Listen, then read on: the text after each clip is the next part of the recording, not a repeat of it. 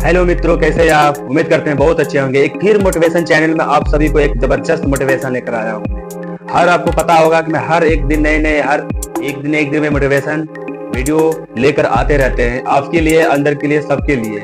जैसे आपको कहावत में कहा गया कि जैसी संगत वैसी रंगत। आज के टॉपिक मेरा ये है, और वास्तव में जैसी संगत वैसी रंगत लाती है। मैं आपको बताना जा रहा हूँ कि अगर आप सकारात्मक सोच एवं उच्च व्यक्ति का स्वामी बनना चाहते हैं तथा जीवन में बेहतर करना और बेहतर पाना चाहते हैं तो दुर्जनों की नहीं, अच्छे लोगों की संगत करें। सत्संग करने से न केवल आपकी सोच बदलती है बल्कि आपके जीने का ढंग, रहन सहन, आचार विचार सब कुछ बदल जाता है।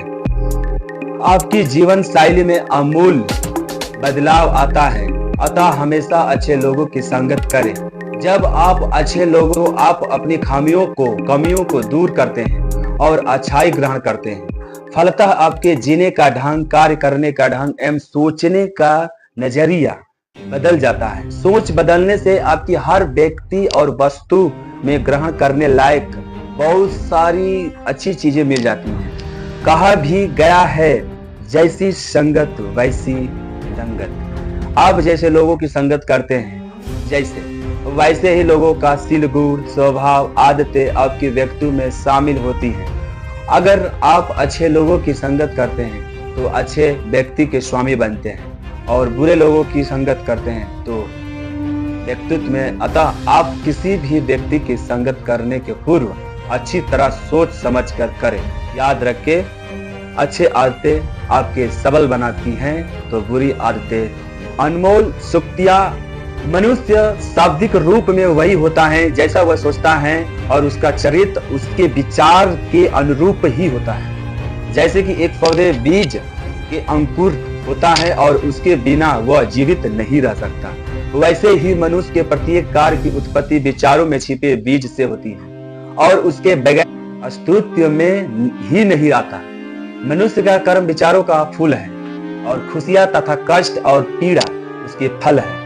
इस प्रकार मनुष्य मीठे और कड़वे फलों की खेती खुद ही करता है। सही विचारों के चयन और उनका सच्चाई से प्रयोग करने पर मनुष्य दैविक पूर्णता प्राप्त करने में सफल होता है। विचारों के दृष्टापूर्ण प्रयोग के कारण वह पशु से भी निष्कृष्ट जीवन प्राप्त करता है। मनुष्य मीठे और कड़वे फलों की खेती खुद ही करता है। आपको मैंने इसलिए समझाया कि स्वयं ही जो जीवन करते हैं हम, जितना हमारे घटनाएं घटती हैं वो हमारे स्वयं पर ही निर्भर होती है। जैसे हम विचार उत्पन्न करते हैं अपनी मन से, धारणा से, जैसे जिसकी प्रकार में हम सोचते हैं वास्तव में वही कार्य करते हैं। ये जीवन का सबसे बड़ी सच्चाई है, आपके समक्ष में रखना चाहता हूँ मित्रों।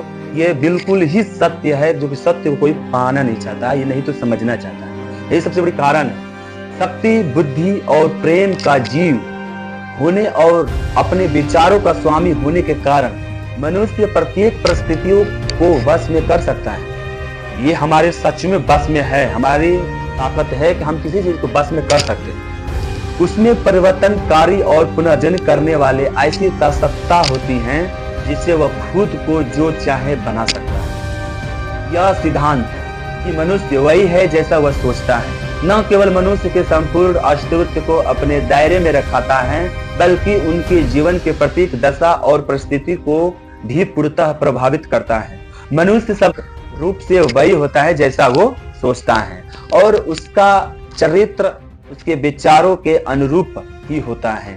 जैसे कि एक पौधा बीज के अंकुरित होता है और उसके बिना वो जीवित नहीं रह सकता, वैसे ही मनुष्य के प्रत्येक कार्य की उत्पत्ति विचारों में छिपे बीज से होती है और उसके बगैर वह अस्तित्व में ही नहीं आता।